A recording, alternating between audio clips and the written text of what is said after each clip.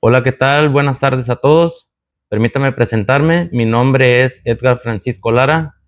Soy egresado de la Universidad Autónoma de Nayarit como químico farmacobiólogo. Actualmente me encuentro en formación en la especialidad de laboratorio clínico por el Instituto de Ciencias de la Salud y Medicina Integral Samuel Hahnemann, y hoy vamos a realizar nuestro primer podcast. Este podcast lleva por nombre Bioética y sus buenas prácticas clínicas. ¿Para quién va dirigido este podcast?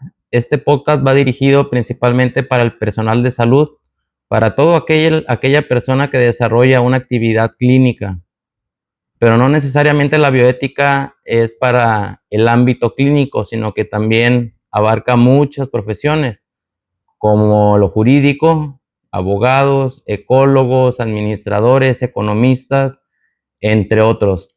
Hoy en particular en este podcast nos vamos a enfocar en el área médica y paramédica.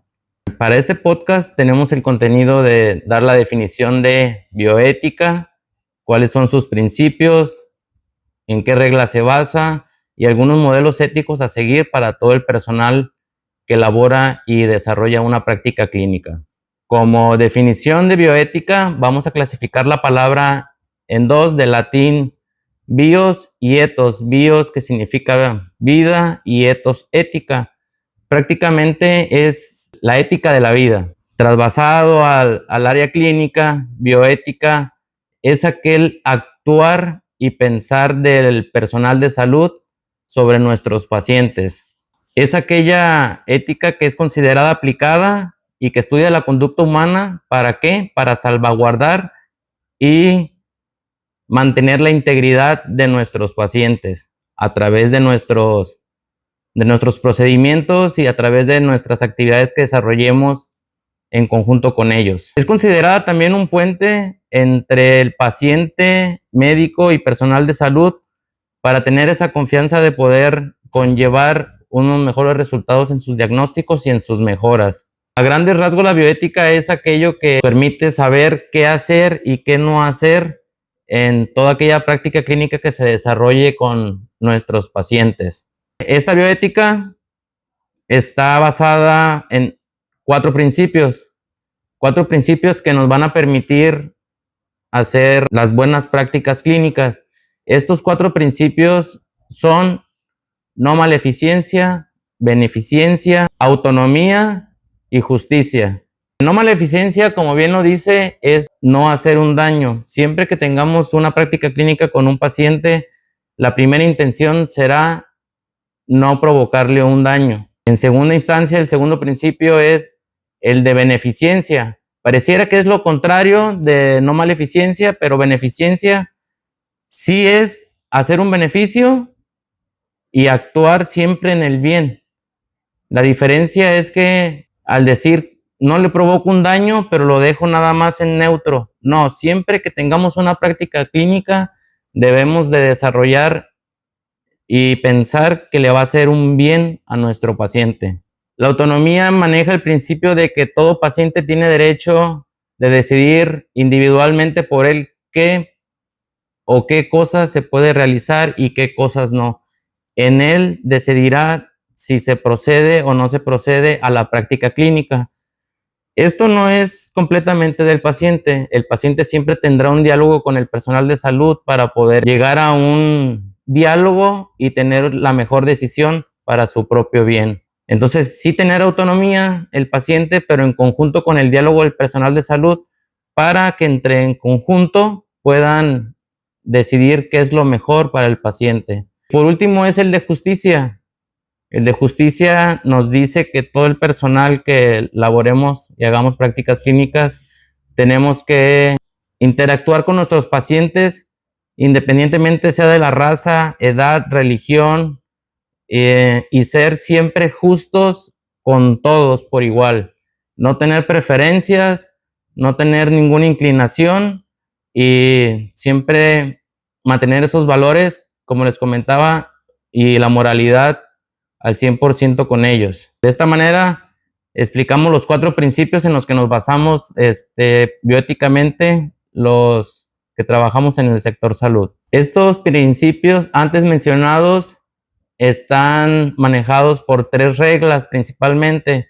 Uno que es el consentimiento informado, otro que es la prioridad y la otra que es la confidencialidad.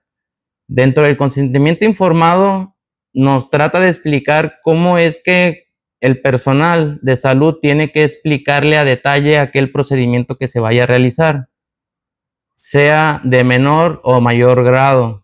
Ya estará en el paciente decidir si lo acepta o no lo acepta, por aquello del diálogo que les decía, llegar a un acuerdo y poder decidir por autonomía el paciente de hacerlo o no hacerlo. Entonces el consentimiento siempre tiene que ser informado al paciente para que podamos proceder y hacer la práctica clínica. Prioridad. La prioridad del personal de salud siempre es el paciente, independientemente de aquella cuestión administrativa, problemática familiar, social o económica. Siempre nuestra prioridad va a ser el paciente para obtener una mejora. La última regla es la confidencialidad, en el cual se maneja aquella privacidad con el paciente, en el cual no tenemos que andar divulgando lo que sucede con él. Lo que podemos hacer es compartir con otros compañeros del sector salud para una mejora, un mejor diagnóstico, pero siempre tiene que haber una privacidad para el paciente para salvaguardar su integridad. Y con estas 3 reglas de los principios es como el perfil del profesional que desarrolla prácticas clínicas va a ser bioéticamente mejor. También estos principios tienen unos valores básicos, los valores básicos como humanitarismo, solidaridad y autodeterminación. ¿Qué nos dice el primero? Pues que más allá de la tecnología, que son prácticamente datos y máquinas, tenemos que concentrarnos en lo que es la persona, ser más humanos, estar en la posición de ellos y de esa manera entenderlos, comprenderlos y no nada más manejarlos como números o como objetos. El humanitarismo nos dice que tenemos que ser empatía con ellos, tratando de que sea la mejora como si fuéramos para nosotros. El segundo valor, que es solidaridad, es aquel acompañamiento o unión con el paciente que el personal de salud tiene que desarrollar en conjunto para poder desde inicio a fin llevar un beneficio de aquel malestar o aquel diagnóstico que presente. Y por último, la autodeterminación. La autodeterminación, este valor nos dice que nosotros como personal de salud necesitamos saber hasta dónde podemos hacer o no hacer las cosas. Tenemos que evaluarnos autónomamente también nosotros para poder decidir qué sí y qué no, qué está bien y qué no está bien. Hasta ahorita ya sabemos cuál es el concepto de bioética, cuáles son los 4 principios, las reglas en las que se basa y también los valores en los cuales empleamos y actuamos al día a día en las prácticas clínicas, todo el personal de salud. Pero todo ello en conjunto se han desarrollado modelos en los cuales nosotros nos podemos unir y utilizarlos como herramienta para poder seguir una bioética de excelencia. Existen muchos modelos éticos. A mí en lo particular me gustan 3, los cuales los menciono a continuación. El primer modelo es el liberal radical. ¿Qué nos dice este modelo? Este modelo nos dice que los pacientes tienen la libertad individual de decidir qué hacer y qué no hacer con su cuerpo. Entonces, si nosotros nos apegamos a esta cuestión, siempre podremos saber hasta dónde podemos llegar, hasta dónde podemos ser directamente con el paciente, porque recordemos que tiene su propia autonomía. El segundo modelo es el personalista.